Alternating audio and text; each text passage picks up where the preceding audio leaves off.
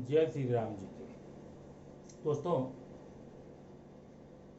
आज मैं दशहरे के उपलक्ष्य में एक नया चैनल शुरू करने जा रहा हूँ। उस चैनल में आपको ढेर सारी कविताएं जो धार्मिक, आर्थिक, सामाजिक, पारिवारिक होंगी वो मैं सुनाता रहूँगा। और आज जो कविता मैं सुनाने जा रहा हूँ, आप मेरे चैनल को लाइक, कमेंट, सब्सक्राइब करते रहिए। आपको नित्य नई कविताएं, बहुत ही सुंदर कविताएं मैं आपको पेश करूँगा। और आपको ये बताना चाहता हूँ कि उसमें कुछ कविताएं तो मेरी लिखी गई है, मैंने कंपोज किया है, और कुछ कविताएं महान लेखकों की हैं, जिनके विचारों को, जिनकी कविताओं को, जिनके भाव को मैं घर घर तक पहुंचाना चाहता हूं। मेरे इसी उद्देश्य की सफलता के लिए मैं आपसे विनती करता हूं, आप मेरे चैनल को सब्सक्राइब कीजिए और ज़्यादा से ज़्यादा इसको शेयर कीजिए, ताकि इस पारिवारिक मूल्य वाली कविता को हर घर तक, हर व्यक्ति तक, हर जन तक पहुंचाया जा सके। आज की जो मेरी कविता का शीर्षक है वह है द्रौपदी। इस कविता के लेखक हैं पंडित चंद्रशेखर मिश्रा जी। बहुत ही उन्होंने ढेर सारी किताबें लिखी हैं, महान कवि हैं, रसखान सूर तुलसी के खानदान में पैदा हुए हैं। अब उनमें से सबसे मेरी जो प्रिय कविता है वह है द्रौपदी, और उस कविता को मैं आप तक पहुंचाना चाहता हूं। कविता की कुछ पंक्तियां मैं आप बताना चाहता हूं। द्रौपदी जब भाव बेवल होती है, कान्हा को बुलाती है, कन्हैया को बुलाती है, कन्हैया आजा।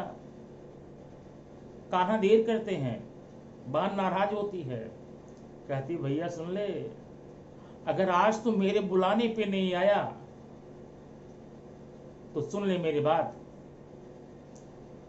बड़ी पारंपरिक बात है, घर की बात है, आप अपने पर लेकर फील कीजिएगा कि एक प्रद्युम्न ना रही है। प्रद्युम्न मात्र एक लड़का है, कृष्ण का बेटा है।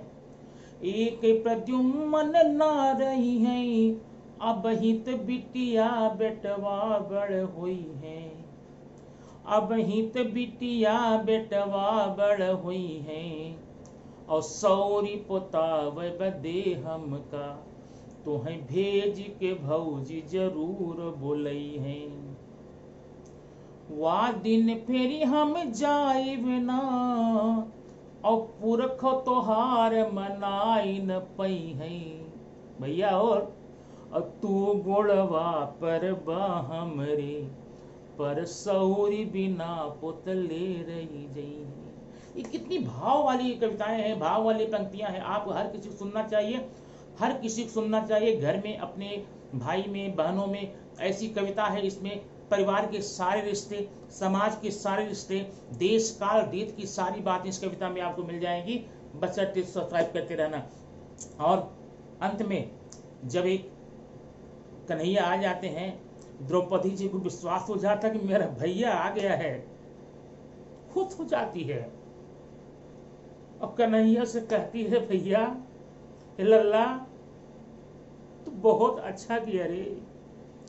आइला चला भल कैला लला, आइला चला भल कैला लला, नहीं कागति होत हमार कंधैया।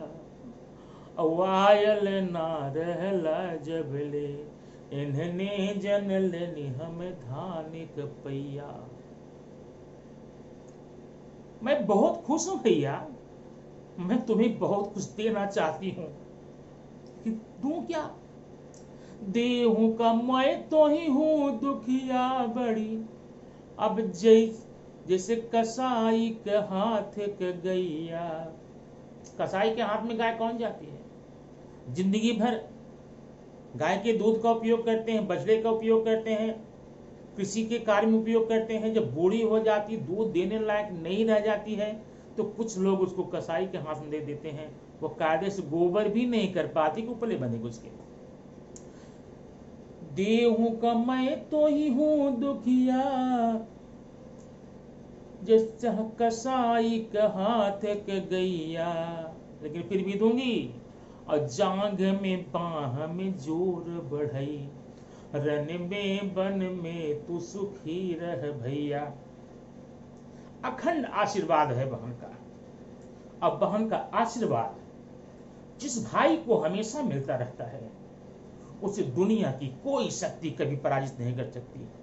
इसलिए इस कविता में ऐसे ढेर सारे रिश्तों की बात मैं बताऊंगा, लेकिन सारी बात सुनने के लिए, समाज की, देश की, काल के रीति रिवाज की, परिवार की, भाई की, बहन की, भाभी की, देवरानी, जेठानी, सास, पतोह, यहाँ तक इन सब रिश्तों को इसमें दिखाया गया है।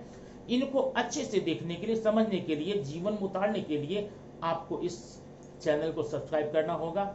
और हर एक वीडियो के बाद नए वीडियो में आपको नई चीज मिलती रहेगी। नमस्ते, जय श्री कृष्ण, राधे राधे।